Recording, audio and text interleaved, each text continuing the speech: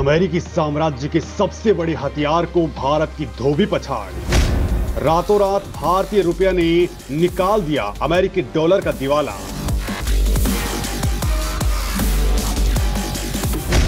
भारत के साथ आ गए दुनिया के 18 बड़े देश। अब डॉलर की जगह भारतीय रुपए में होगा ट्रेड।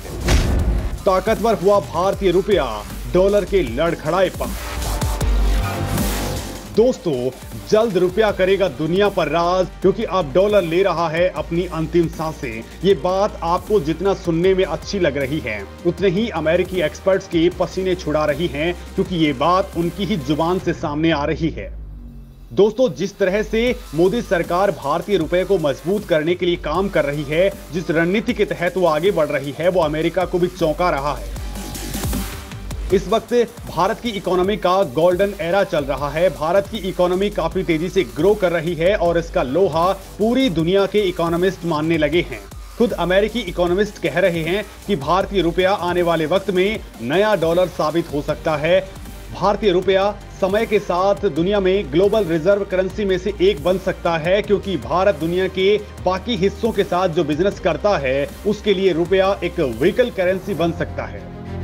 दोस्तों, अभी अमेरिकी एक्सपर्ट्स ऐसा मान ही रहे थे, लेकिन मोदी ने इस हथियार पर काम करना भी शुरू कर दिया है। मैं इसे हथियार इसलिए कह रहा हूं क्योंकि अमेरिका इसी के दम पर दुनिया पर हुकूमत चलाता है। इसी के दम पर वो दुश्मन देश पर बिना हमला किए उसे पूरी तरह से बर्बाद कर देता है। और दोस्तों, अब भारत ने एक ऐसा दांव खेला है कि अमेरिका हैरान परेशान है। तो दोस्तों, कैसे आने वाले वक्त में रुपए का राज चलने वाला है और डॉलर का युद्ध समाप्त होने वाला है, और वो कौन से देश हैं जो भारतीय रुपए को अपना चुके हैं या फिर अपनाने की तैयारी कर रहे हैं। तो दोस्तों, बने रहिए और वीडियो को आखिर तक देखिए।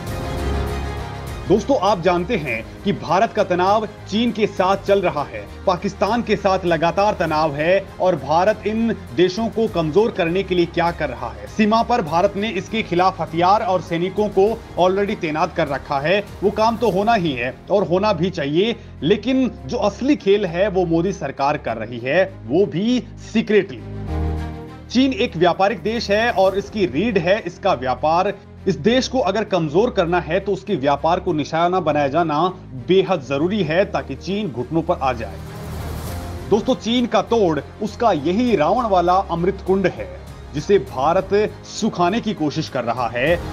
दरअसल दोस्तों, एक प्रयास में भारत पहले ही सफल हो चुका है, यानी पाकिस्तान अब से 5 से 6 साल पहले भारत पर हमला करने के लिए प्रयास किया करता था। उरी और पुलवामा में उसने ऐसी घिनौनी हरकतें भी की थी। लेकिन दोस्तों, आप जानते हैं कि भारत ने पाकिस्तान पर रिवर्ट हमला किया, लेकिन उससे भी पाकिस्तान उतना कमजोर नहीं हुआ। बस भारत का बदला ही पूरा हुआ।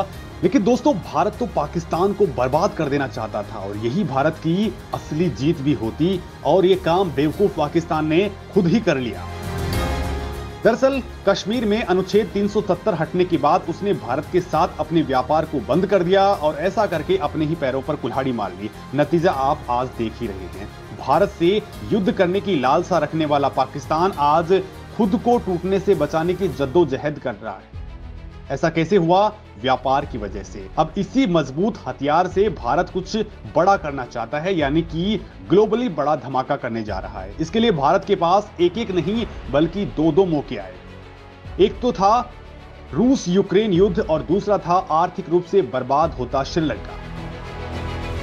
दोस्तों, रूस यूक्रेन युद्ध में भारत का नुकसान नहीं बल्कि फायदा हुआ है, और वो है कच्चे तेल को लेकर के, जिस पर दुनिया की पॉलिटिक्स चलती है।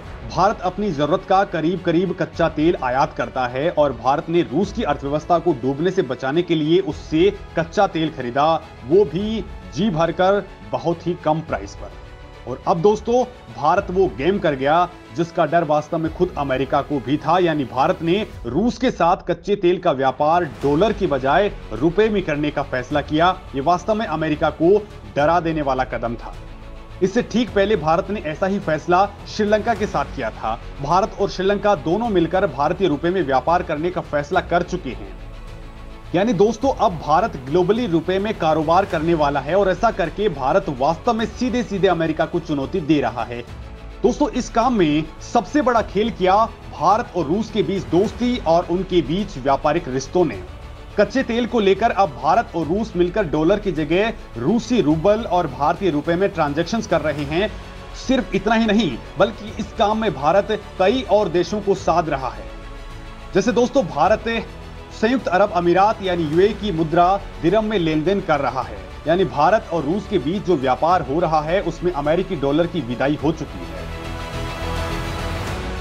दोस्तों अब समझने वाली बात यह है कि आखिर डॉलर को ही अंतर्राष्ट्रीय मुद्रा क्यों माना जाता है, आखिर दुनिया का व्यापार डॉलर में ही क्यों होता है, और सबसे बड़ा सवाल कि भारत क्या डॉलर की जगह ले सकता है। तो चलिए दोस्तों इसका जवाब भी मैं आपको दे देता हूं।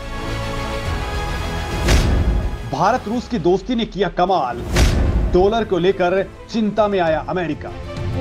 दोस्तों सबसे पहले ये जान लेते हैं कि रूस भारत ने मिलकर रुपए और रूबल का इस्तेमाल करके कैसे अमेरिका को चिंता में डाल दिया है। दरअसल दोस्तों भले ही अमेरिका ने रूस पर बैन लगा रखे हों और रूस से संबंध रखने वाले देशों पर अमेरिकी टेढ़ी नजरों से देखा जा रहा हो, लेकिन भारत को कोई फर्क नहीं पड़ रहा। भारत ने रूस यूक्रेन युद्ध के 1 साल बीत जाने के बाद भी रूस की निंदा नहीं की है।